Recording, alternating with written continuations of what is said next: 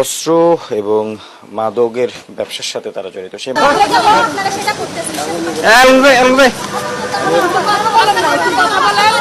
একটি ঘরে কিছু মদের বোতল পাওয়া যায়। বেশ কয়েকজনকে আটক করা হয়েছে, যাদের ঘর বাড়ি থেকে নগদ টাকা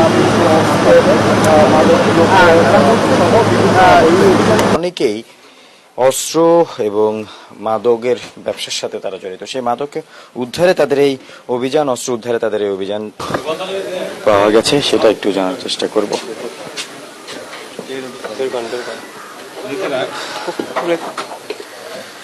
একটি ঘরে কিছু মদের বোতল পাওয়া যায়।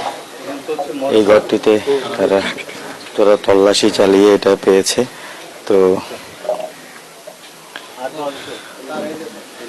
একজন